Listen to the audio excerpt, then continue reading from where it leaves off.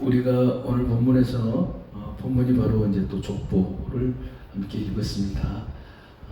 우리가 살아가면서 무엇인가 반복이 되면 지루하기도 하고 또 반복적인 설교를 하면 또 성도들도 또 지루해하기도 하고 따분해하기도 합니다.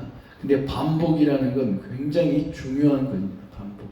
왜 반복을 하냐면 바로 중요하기 때문에 반복을 하거든요. 중요하지 않으면 보통 반복하지 않습니다. 예수님도 두 번씩 반복하는 말씀도 있었어요. 두 번씩 반복하시고 또 진실로 이렇게 말씀할 때가 있어요. 진실로 내게 이르노니. 이 진실로 이렇게 반복을 하잖아요. 반복은 굉장히 강조하는 거고 굉장히 중요하고 또 이건 또 잊지 말아라. 그리고 하나님께서 우리에게 향하신 메시지들이 분명히 있다. 그리고 그냥 흘러 넘어갈 것을 때로는 반복을 해서 흘러 넘어가지 않도록 막는 일도 합니다. 그래서 반복이 굉장히 중요하고 학습에서도 반복은 중요합니다. 공부를 할 때 반복하지 않으면 그냥 잊어버려요. 그런데 반복이 내가 지루해, 이거 힘들어 해가지고 반복하지 않으면 공부하는 학생은 그는 성적이 오를 리가 없죠. 반복하기 위해서 계속 읊조리고 애우고 계속 풀어보고 문제를 계속 반복해서 풀어요. 수학 같은 경우도 반복해서 풀어봐야 돼요. 이 유형 저 유형 비슷한 유형이 계속 반복되는 그런 것들을 풀어야만 자기의 실력이 늘어요. 이제 성경을 보더라도 이 족보를 보면 계속 반복이 돼요. 낳았고 살았더라. 누가 보면 이건 지루해. 왜 이렇게 기록했지? 성경이 꼭 이렇게 기록해야 되나? 이렇게 생각할 정도로 이런 족보들이 많이 있어요. 성경 속에는. 근데 이 족보가 굉장히 중요하다는 것이죠. 이 설교를 할 때도 반복이 되잖아요. 또 성경 구절이 반복이 돼요. 그만큼 굉장히 중요하다는 것을 말씀하고 있는데 우리는 때로는 이런 반복을 통해서 지루해하고 그것이 별로 소중하게 여겨지지 않고 그냥 넘어갈 때가 있을 때가 있어요. 조심해야죠. 근데 우리 또 이제 성경을 읽을 때 셈의 족보는 이러하나 셈은 100세에 곧 홍수 후에 2년에 아르박사를 낳고 아르박사를 낳은 후에 500년을 지내며 자녀를 낳았으며 아르박사는 35세에 셀라를 낳고 이렇게 계속 반복해서 읽을 때 아이고 지루하다, 아이고 좀 이거 넘어갔으면 좋겠다라고 생각하는 적도 가질 수가 있습니다. 당연한 것이지만 굉장히 중요한 내용이다라는 것입니다. 비록 사람들의 이름이 기록되었지만 뭔 사람의 이름이 뭐가 중요해? 우리 한번 진짜로 중요한지 하나님께서 왜 이런 지루한 족보를 이렇게 수많은 절수에 넣어서 하나님 우리에게 말씀하고 계실까? 하나님께서 이렇게 반복해서 5장에서도 노아의 족보를 이렇게 아담의 족보를 또 말씀하시잖아요. 그렇게 반복 5장 또 뭐 11장 또 이렇게 뭐 마태복음 또 역대상 그런데 또 족보가 나와요. 그런 족보가 나오면 하나님께서는 무언가 의미가 있고 뜻이 있고 하나님의 마음이 담겨 있다라는 것을 우리는 잊지 않았으면 좋겠습니다. 그래서 우리 인생도 이렇게 족보가 같을 때가 있어요. 낳고 죽었더라 낳고 우리 일상 오늘 하루의 일상을 어떻게 사셨어요? 뭐 특별하게 사셨습니까? 아니 오늘 하루를 반복적으로 살았잖아요. 뭐 때가 되면 밥을 먹고 일을 하고 직장에 다니고 또 뭐 내가 가사 일을 하고 빨래를 하고 뭐 청소를 하고 계속 반복이 되는 거. 그러면 우리의 일상은 어떻게 되는 거예요? 아주 지루한 일상인가요?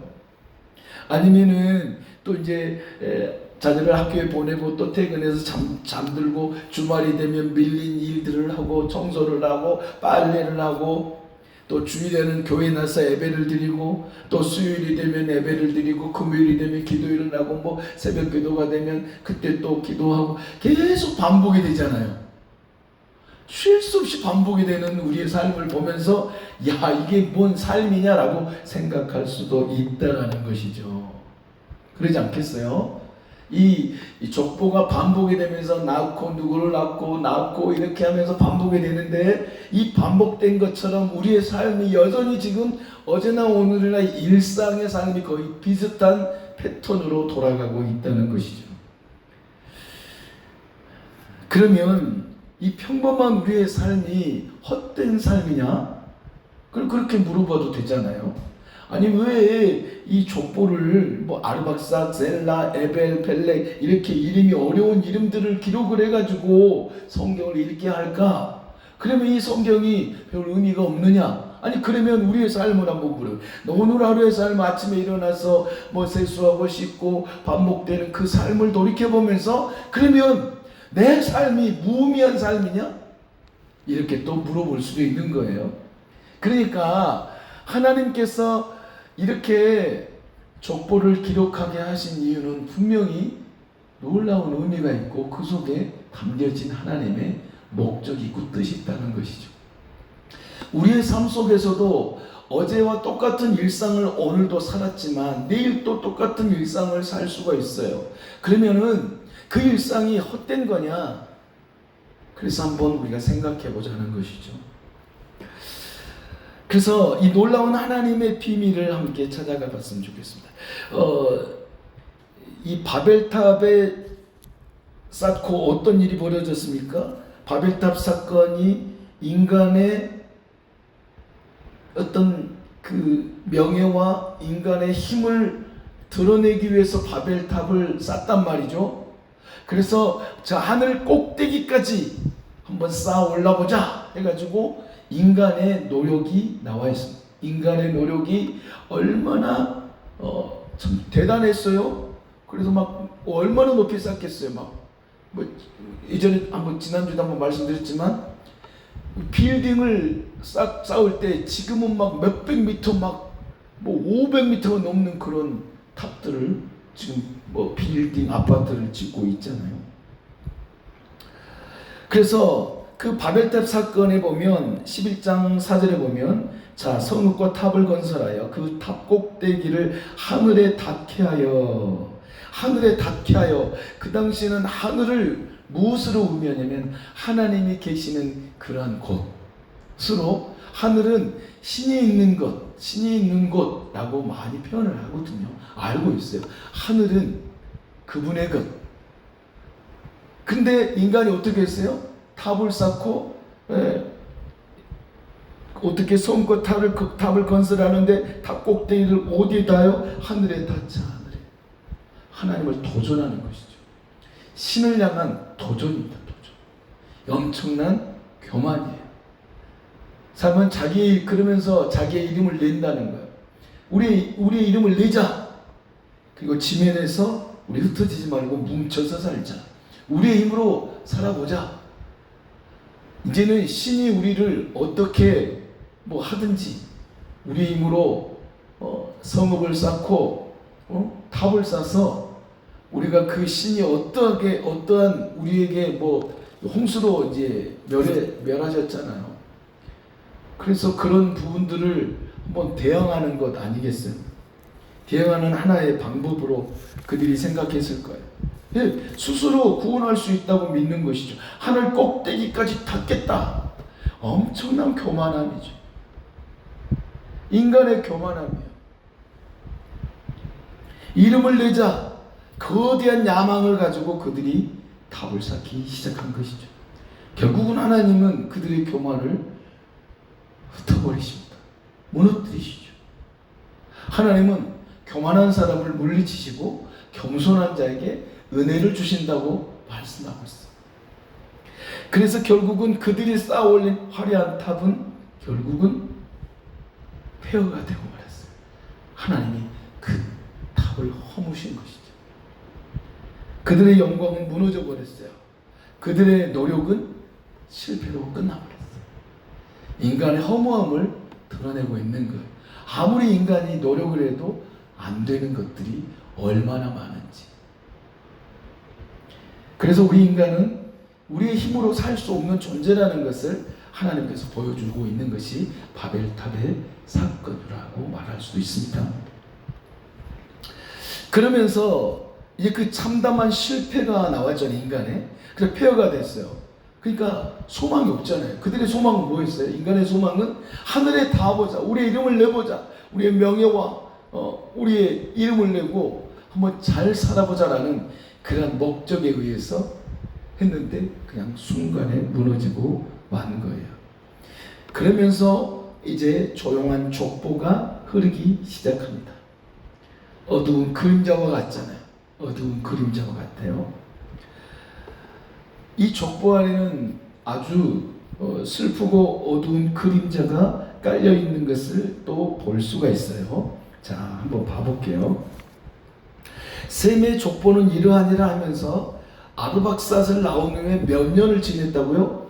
셈은 아들 아르박삿을 낳고 500년을 지냅니다. 자, 500년을 지냈죠. 지금 셈이 아르박삿을 낳을 때 몇 세요? 100세예요. 셈이 100세 때 아르박삿을 낳았어요. 이 아르박삿은 언제 낳았냐면 홍수 후 2년에. 그러니까 홍수는 언제 일어났어요? 노아가 600세 된 때에 홍수가 났어요. 홍수가 2월 17일 600세 된 2월 17일에 홍수가 났잖아요. 그래서 홍수 후라고 하면 노아가 602년에 602년이 아니고 그러니까 홍수 602년이죠. 그럼 602년에 셈이 몇 살이라는 말이에요? 여기 수학 시간이에요. 이제 산수 시간. 자, 셈이 100세 때 아르박삿을 낳았어요. 그리고 500년을 살았어요. 자, 셈이 지금 600세 된 이때가 홍수 후 2년이니까 602세 때 이때 누구를 낳았다고요? 아들을 낳았다고요. 아르박삿을 낳았어요. 그러면 셈은 지금 몇 살이에요? 100세 플러스 500세니까 600세 지금. 600년을 살았어요. 자, 누가요? 셈이. 자, 그러면 600세 언제 노아가 아들을 낳았어요? 언제? 5장에 보면 언제 아들을 낳냐면 500세 된 후에 셈과 함과 야벳을 낳았더라라고 말씀하고 있어요. 그러면 지금 셈은 언제 낳았어요? 셈은 502세거든요. 자, 홍수가 난 후 2년죠? 홍수가 난 후 2년이니까 602년에 아르박삿을 낳았어요. 그때가 100살이잖아요. 100살. 그쵸? 아니 뭐야? 가만있어 봐. 100세 때 아르박삿을 낳았단 말이에요. 100세 때. 아니 뭐야? 뭐야? 100세 때. 그러니까 602년에 누구를 낳았어요? 아르박삿을 낳았어요. 그죠? 600. 그러니까 홍수 때는 몇 살이에요? 홍수 때는 98세예요. 98세? 그러면 노아가 600세죠? 500세 때 아들을 낳았는데 그러면 셈이 큰아들 같이 보이죠. 그게 아니고 자, 그리고 성경 야벳이 나와요. 야벳. 자, 야벳은 언제 낳느냐? 노아가 500세 때 낳습니다. 그리고 셈과 함과 야벳이 나오죠. 자, 우리가 보통 말할 때 셈, 함, 야벳이라고 그래요. 자, 햄이 큰아들 같지만 둘째 아들이고요. 함은 둘째 아들 같지만 막내 아들이에요. 자, 함은 작은 아들이라 표현을 해요. 작은 아들이라. 성경에 보면 함을 작은 아들이라 이 표현은 막내다라는 표현이에요. 제일 끝에 아들이에요. 그러니까 야벳은 그러면 자, 셈은 언제 났어요? 502세 때 났어요. 노아가 502세 때 났어요. 근데 성경은 이 함은 몇 세 때 정확하게 말은 안 하고 있어요. 그러니까 거의 한 2년 3년 토울이니까 503세나 4세 이때 함이 났어요. 야벳은 언제냐? 야벳은 500세 때. 자, 그래서 자, 그러면 왜 셈이 먼저 나오느냐? 왜 셈을 꼭 장남처럼 하느냐? 이것은 성경에서 말을 할 때 구속사적인 입장이에요. 자, 하나님께서 누구를 통해서 예수 그리스도를 탄생하시냐면 셈의 후손을 통해서 나와요. 셈의 후손. 셈의 후손이에요. 자, 함의 후손이 아니에요. 야베소 후손이 아니에요. 셈의 후손을 통해서 하나님께서 예수 그리스도를 탄생케 하시는데, 자, 족보가 굉장히 중요한데요. 자, 보십시다. 자, 아담이고 아담. 자, 아담의 아들이 누구 있었어요? 가인과 아벨이 있었죠. 가인, 아벨이 있었어요. 자, 가인이 큰 아들이에요. 아벨이 둘째 아들이에요. 이건 확실해요. 자, 그런데 가인이 아벨을 어떻게 했어요? 죽였어요. 그러니까 하나님께서 아벨 대신 누구를 주셨어요? 셋을 주셨어요. 셋. 그래서 그 다음에 하나님께서 아담 다음에 셋이라는 그 아들을 통해서 무엇을 주시냐면 계속 그 다음에 노아의 후손이 돼요. 셋을 통해서 노아가 나옵니다. 노아가 나와요. 그리고 노아는 홍수 후에 다 죽잖아요. 노아의 가족만 남나요. 그 노아의 세 아들이 있잖아요. 셈과 함과 야벳. 그래서 하나님께서는 또 노아의 아들 셈을 통해서 그 족보를 이어가게 하세요. 어떤 족보요?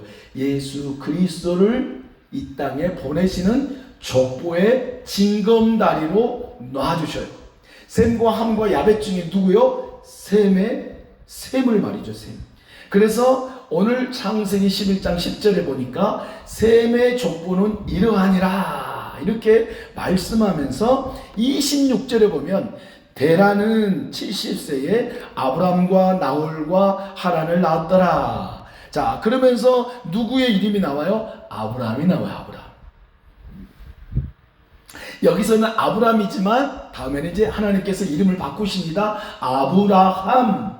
아브라함으로 바꾸셔요. 자, 그래서 아브라함의 자손을 통해서 누구를 보내주시냐? 마태복음 1장의 족보를 보면 아브라함과 다윗의 자손 예수 그리스도의 세계라 그렇게 말씀하고 있어요. 그러니까 족보는 결국은 이 족보는 어떤 것이냐면 예수 그리스도를 이 땅에 보내주시는 놀라운 징검다리가 되어주는 게 뭐냐면 족보예요. 족보. 예수 그리스도를 이 땅에 탄생케 하시는데요. 자, 그러면 자, 자세히 보면요. 오늘 나이를 한번 봐봅시다. 나이. 자, 셈은 몇 년을 살았어요? 셈은 600년을 살았어요. 자, 셈은 몇 년이요? 600년, 600세를 살았어요. 그리고 아르박사스는 438년. 그리고 쭉 나가보면요. 벨렉이 나와요. 그러니까 에벨은 464년.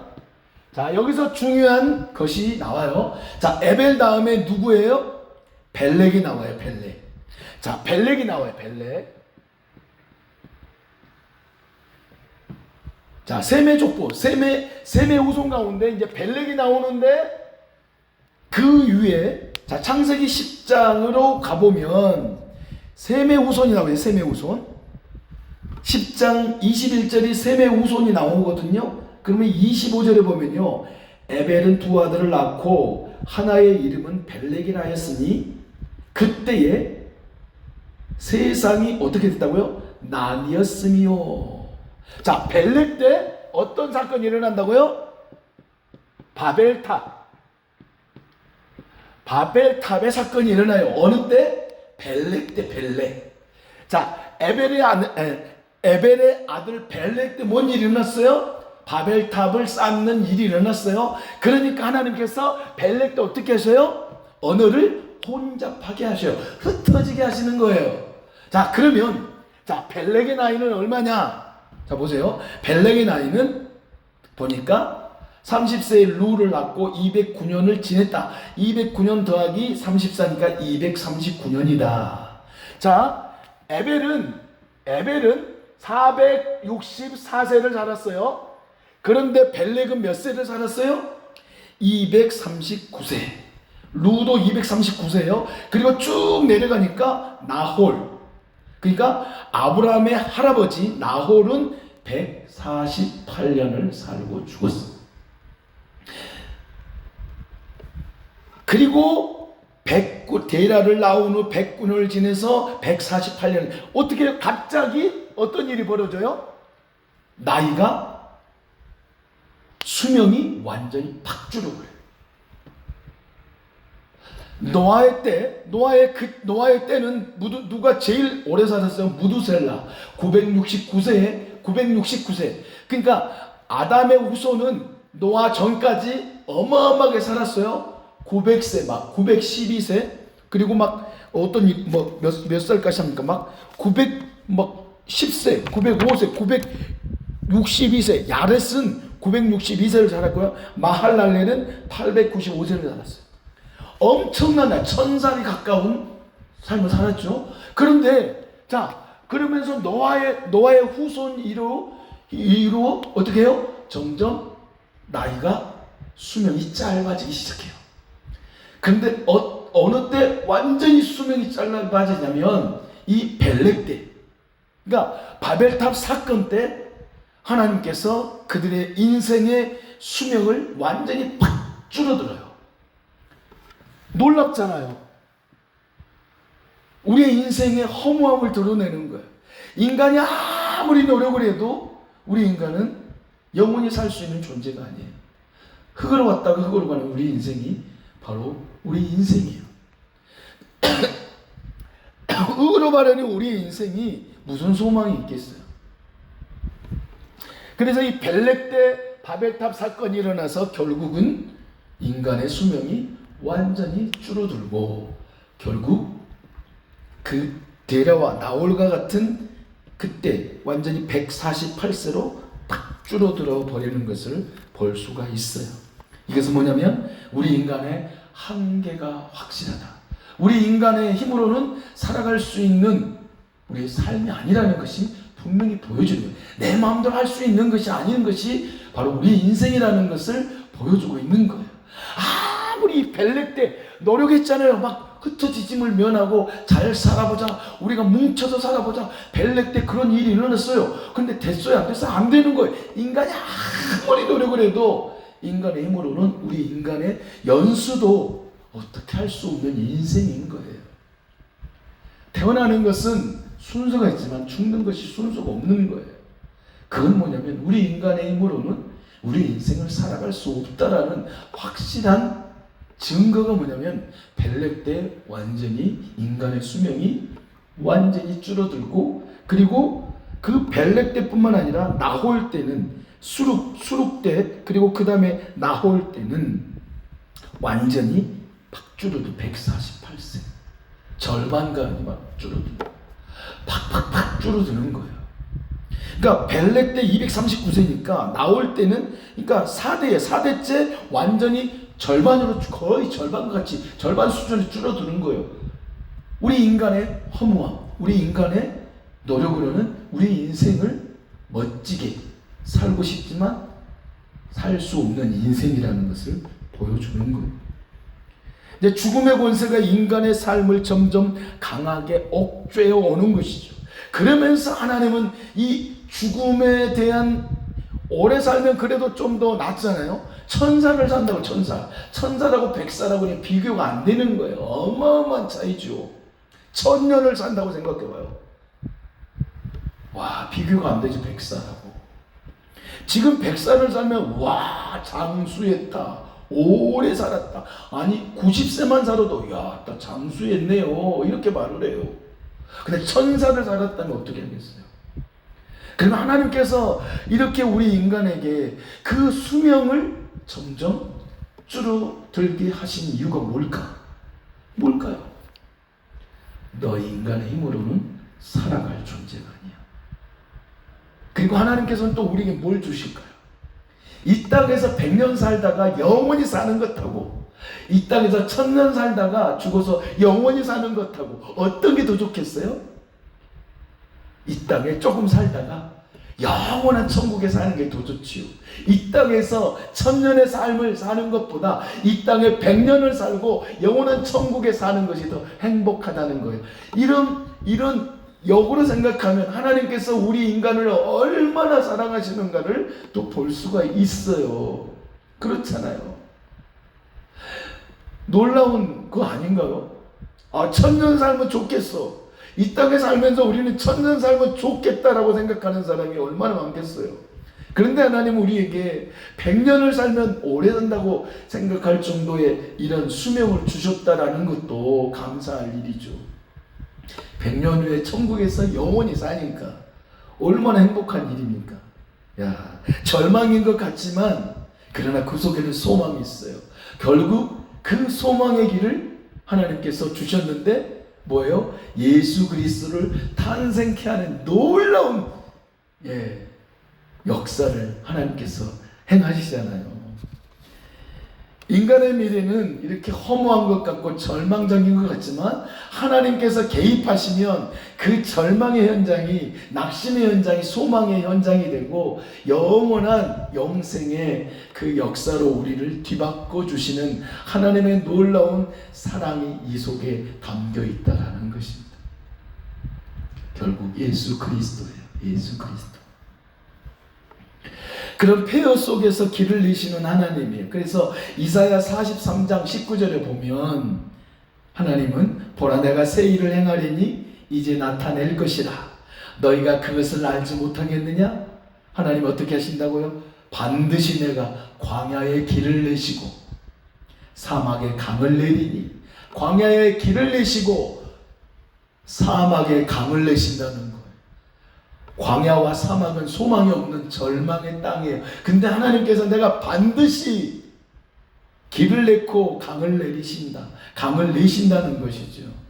이스라엘의 포로 상황을 지금 말씀하고 있잖아요. 이스라엘의 포로 상황은 사막과 같아요. 이스라엘의 바벨론의 포로 생활은 절망입니다. 광야죠, 광야. 그런데 거기에 길을 내주시겠다. 그 사막에 강을 내주시겠다. 이 말씀은 뭐예요? 내가 너에게 생명을 주겠다. 내가 너희에게 회복을 주겠다라는 의미 아니겠어요?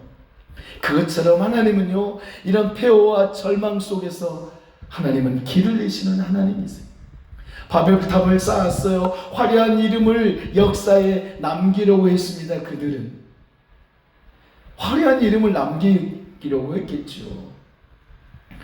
그래서 우리는 이 땅에서 영웅들을 비석에 쓰잖아요. 뭐 참전 용사 그러면 미군들의 뭐 전쟁터에서 참전해서 죽은 그런 분들을 우리는 기리잖아요. 그래서 수만 명의 이름이 비석에 새겨지잖아요. 미군들의 그리고 연합군들의 그에 의해서 우리나라가 산 거예요. 그렇잖아요. 미군, 영국군 참 그런 분들이 희생에 의해서 이 남한이, 이 대한민국이 자유민주 국가가 된 거예요. 저 공산국가가 될 뻔했잖아요. 근데 결국은 북한은 공산주의가 되고 우리나라는 자유민주주의가 된 건 그분들의 희생이에요, 희생. 그래서 기록하잖아요. 이 땅에서도 누군가 영웅 이렇게 하면 뭐 우리나라 뭐 현충사 뭐 그런 데다가 몸을 안치하잖아요. 근데 그런 것처럼 이 땅에 바벨탑을 쌓을 때 사람들은 자기의 이름을 내려고 우리의 이름을 내자 그랬단 말이에요. 이름을 내자는 거죠. 이름을 정말로 그 바벨탑에다 이름 안 썼을 때요. 감독장 누구 뭐 님으로 해가지고 그 자손도 이름 안 썼겠어요? 쓰면서 야 올려보자 이름을 내려고 얼마나. 근데 모래성이 그냥 파도에 밀려버려서 쓰러져서 없어진 것처럼 바벨탑이 허물어져 버렸어. 인간의 노력은 이렇게 한순간이에요. 모래성처럼 다 지워져 버리는 것이에요. 아름답게 모래성 쌓으면 뭐예요? 물이 그냥 샥 지나가 버리면 다 사라져 버리잖아요. 그런데 하나님은 어떤 이름을 기록해 있어요? 셈의 후예들을, 셈의 자손들을 기록하는데 그 사람들은 뭐 대단한 일을 했나요? 뭐 아르박사시 뭐 대단한 일을 했나요? 뭐 셀라가 대단한 일을 했어요? 에벨이 대단한 일을 했어요? 그런 거 기록 안 했어요. 평범하게 살았어요. 평범하게. 대단한 사람 인물로 나왔어요. 누가? 셀라는 대단한 일을 했어. 하나님을 위해서 어떻게 사는지 니들이 알아? 하면서 그렇게 하지 않았어요. 하나님은요. 그런 기록이 없어요. 무엇을 말할 거야? 평범하게 하나님을 그냥 경외하며 살았어요. 하나님이 주신 하루를 그냥 평범하게 산 거예요. 어떤 생육하고 번성하라는 거예요. 그래서 그 말씀에 의지해서 하나님을 경외하며 사는 그 셈의 후손들 아니겠어요? 생명을 이어갔어요. 평범한 사람들이었어요. 특별한 사람들이 아니었어요. 특별한 사람들이 기록된 게 족보가 아니란 말이에요. 평범하게 살았어요.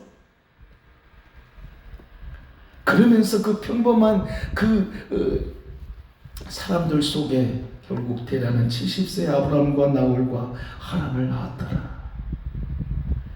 갈대아 우리에 살고 있는 한 청년에게 하나님은 집중하셨어요. 한 사람. 누구예요? 아브라함이었습니다. 아브라함. 한 사람. 그 한 사람에게 하나님은 클로즈업 시키는 거예요. 그래서 하나님의 맥박이 뛰고 있는 거예요. 우리의 심장은 하루에 몇 번을 뛰냐면 10만 번을 뛴대. 10만 번. 맥박, 심장의 박동이 10만 번 이상이 10만 번. 그 뭘 의미하냐 그 말이에요.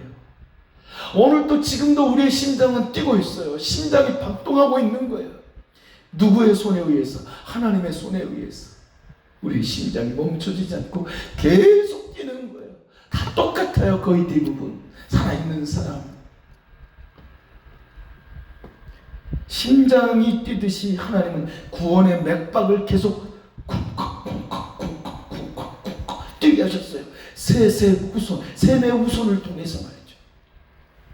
아담, 그리고 또 노아, 그리고 또 누구예요? 셈, 그리고 또 계속 쭉쭉 내려가면 아브라함, 그 다음에 요셉, 그리고 마리아의 태에서 예수 그리스도가 탄생하는 구원의 심장이 하나님은 창세 때부터 지금까지 뛰고 있는 거예요. 할렐루야. 아멘이죠. 아멘. 족보가 그냥 족보가 아니에요. 하나님의 심장이 하나님의 심장. 오, 놀라운 멋진 거 아니에요? 놀라운 멋진 말 아닌가요? 이 족보는 하나님의 심장이다. 오, 따라합시다. 족보는 하나님의 심장이다. 무슨 심장이에요? 우리를 구원하시려고 하시는 하나님의 심장이 그 아담 때부터 멈추지 않고 다 쓸어버렸지만 노아 때 하나님이 그 심장의 박동을 노아를 통해서 또 계속 셈을 통해서 뛰게 하신 거예요. 이 심장이 우리를 살리는 것이죠. 곧 예수 그리스도를 탄생케 하는 놀라운 구원의 심장의 박동이 바로 이 족보 속에 들어있다라는 거예요. 생명의 족보요. 그러니까 족보를 무시하면 큰일 나는 것이죠. 너무나 귀한 것이죠. 그리고 그들이 뭐 평범했다 이 말이에요. 그러면 오늘 이 시대를 살아가는 우리의 삶이 어제나 오늘이나 똑같은 것 같아요. 내일도 똑같은 삶을 살아요. 정말 중요한 건 뭐냐면 예수 그리스도를 믿는 사람의 삶은 다른 거예요. 날마다 예수 그리스도 안에 있으면 새로운 피조물이고, 예수 그리스도 안에 있으면 옛사람은 뭐예요? 내 겉사람은 후패하는 거예요. 근데 속사람은 어떻게 한다고요? 바울이 고백하잖아요. 날로 새롭도다. 날로 새로운 거예요. 왜 날로 새로워요? 천국이 가깝잖아요. 영생이 가깝잖아요. 그게 날로 새로운 거예요. 날로 후퇴된 게 아니에요. 내가 평범한 삶이 그냥 평범한 삶이 아니라는 거예요. 우리의 삶을 무시하면 안 됩니다. 내가 직장 생활하고 가정 생활하고 빨래하고 내가 일상 생활을 하며 내가 기도 생활을 하고 이런 모든 일상의 생활이 평범한 삶인 것 같지만 너무나 소중한 삶이에요. 그러니까 이 소중한 하루하루 분초를 하나님의 기쁨이 되기 위한 삶을 살면 내 삶은 진짜로 복 있는 삶을 살아가는 거예요. 남들이 볼 때는 평범하게 사는 것 같아. 그렇죠? 남들이 보면 잠자고 눕고 빨래하고 TV 보고 뭐 이렇게 사는 것 같지만 근데 평범한 삶인 것 같지만 하나님이 보실 때는 절대로 평범한 삶이 아니라 놀라운 새롭게 날마다 새로운 삶을 우리는 살아가고 있는 거예요. 바울의 고백 보세요. 우리의 육신은 보이는 이 몸뚱아리는 후패하지만 우리의 영혼은 날로 새롭도다. 날로 새로워. 날로 새로운 거예요. 예수 그리스도 안에 있으면 새로운 피조물이 되는 거예요. 그러니까 날마다 놀랍지 않나요? 날마다 새로운 삶이에요. 날마다 하나님이 우리에게 생명을 공급해 주셔 살아가는 이 하루가 너무나도 새로운 삶, 행복한 복된 삶이라는 것이죠. 1시간 1분 1초도 헛된 시간이 없다라는 거예요. 예수 그리스도 안에서. 그러나 예수 그리스도 밖에 있는 삶은 바벨탑의 사건과 같아요. 다 허물어져 버려요. 그러니까 세상 사람들의 삶은 아무리 화려하게 보여도 대박나는 인생, 로또 복권이 막 당첨이 되고 말이죠. 특별한 날이잖아요. 그런데 사람들이 볼 때는 특별한 날 같지만 하나님이 보실 때는 아무 의미 없는 삶이에요. 예수 그리스도 안에 있으면 평범한데 하루의 삶이 특별한 날이라는 거죠. 놀랍지 않아요? 그러니까 우리가 얼마나 예수 그리스도 안에 살아가는 그 삶이 복된 삶이라는 것을 오늘 다시 한번 우리에게 보여주는 거예요. 그러니까 예수 믿는 사람의 삶이 얼마나 복 있는 삶인가를 우리가 다시 깨달을 수 있는 오늘 본문의 내용이라 이 말이죠. 정말로 놀라운 본문 같아요. 이 족보가 하나님께서 우리에게 주시는 놀라운 은혜의 선물 아니겠어요? 하나님의 심장이 지금도 우리를 통해서 뛰고 있는 거예요. 나를 통해서 내 후손들이 어떻게 되겠어요? 또 예수를 믿고 또 나를 통해서 다른 사람이 예수를 믿으면 그 심장의 박동이 전달되는 거예요. 놀랍지 않나요? 하나님의 구원의 심장에 박동을 뛰게 하는 것이죠. 우리가 이것을 계속 바통을 연장해야죠. 족보를 통해서 우리는 이것을 볼 수 있어야 돼요. 할렐루야. 오늘 굉장히 제 심장이 뛰는 것 같아요. 놀라워. 수천 명, 수만 명이 듣고 있잖아요. 할렐루야. 네. 이걸 들은다면 얼마나 좋을까. 오늘 진짜 놀라운 메시지 같아. 심장이 박동이 하는 것입니다. 콩콩콩콩콩 구원의 심장. 하나님의 구원의 심장의 박동을 누구에게 전달해줘요? 내 다음 세대 그리고 내 주변의 사람들에게 전달해주는 거죠. 그게 뭐예요? 전도주죠. 셈의 후손을 통해서 셈의 족보를 통해서 여기까지 하나님께서 우리에게 말씀하신다는 놀라운 그런 메시지를 보니까 진짜 하나님께서 우리를 얼마나 사랑하고 계신가를 볼 수 있게 됩니다. 그래서 우리에게 평범한 삶, 그냥 보잘것없는 일상을 지내는 우리의 삶을 살아가잖아요. 그러나 예수 그리스도 안에 있는 일상, 그것은 특별한 삶이에요. 예수 그리스도 안에 있는 평범한 삶은 진짜로 복 있는 삶이에요. 그 삶 속에서 하나님은 어떻게 기쁘시게 하며 살 것인가가 또한 중요하겠죠.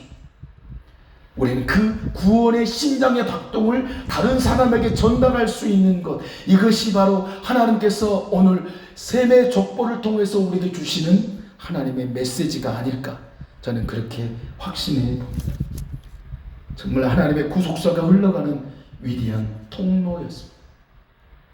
하나님은 지금도 그 족보를 써가고 계시는 거예요. 생명책에 이름이 기록되잖아요. 하나님의 생명, 구원받은 자는 생명책에 이름이 기록되는 거예요.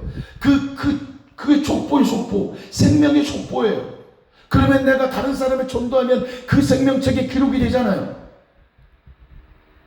이 셈의 족보가 그냥 족보인 것 같지만 하나님께서 족보를 기록하게 하신 이유가 너무너무 큰 하나님의 뜻이 담겨 있다라고 우리는 오늘 확신하고 있는 것이죠. 그래서 우리의 삶 속에서 진짜 평범한 내 삶을 최선을 다해서 살아가는 그 삶이 된다면 하나님이 가장 멋진 하루를 살게 하고 하나님께서 인정하시는 그 하루가 될 것을 분명히 확신합니다. 가장 중요한 것은 뭐냐면 그 구원의 심장의 박동을 나만 뛰는 게 아니라 내 자식만 뛰는 게 아니라 나를 통해서 주변의 사람들이 그 구원의 하나님의 심장이 뛰게 하는 그런 일들의 전달자가 되길 원하시는 것이 하나님의 뜻이라는 놀라운 그러한 족보의 의미다 라고 저는 확신합니다. 그래서 우리의 삶 속에서 늘 정말로 이 심장을 하나님은 멈추지 않았어요. 하나님은 이 구원의 족보의 심장을 멈추지 않았어요. 아담이 죄를 범해가지고 하나님은 그 구원의 심장을 멈추게 하시지 않으셨잖아요. 가죽옷을 지어 입히시고 결국은 그 아담 안에 그 구원에 대한 하나님의 심장을 심어두시고 계속 흘러가게 하시더니 아브라함의 우손 다윗의 자손 예수 그리스도의 세계라, 예수 그리스도로 말미암아 그 모든 심장을 뛰게 하시는 열매로, 가장 큰 열매로 주셔서 예수 그리스도를 통해서 계속적으로 영혼의 심장을 뛰게 하신 그 하나님의 구원의 역사 앞에 우리 감사하고, 하나님, 나의 일상의 삶이 그냥 일상의 삶이 아니라 하나님의 구원의 심장을 박동케 하는, 그리고 내 심령 속에 그런 구원의 역사가 박동하여 수많은 사람들에게 그 구원의 역사를 박동케 하는, 심장을 박동케 하는 통로로 나를 징검다리 삼아 주시옵소서. 나의 다음 세대, 나의 자녀 세대뿐만 아니라 내 주변에 있는 수많은 사람들에게 하나님의 구원의 심장을 뛰게 하는 그런 역사를 이룰 수 있게 하여 주시옵소서. 그리고 우리의 삶 속에서 괴롭히는 모든 원수의 세력, 질병의 세력을 무너뜨려 주시옵소서. 그리고 질병으로 고통하는 성도들에게 세임을 더하여 주시고 이기게 하시고 천국의 소망의 문을 열어 주님을 보게 하여 주시고 이 어려운 고통을 견디며 이길 수 있는 승리자들이 될 수 있도록 우리 주여 삼창하며 기도하겠습니다.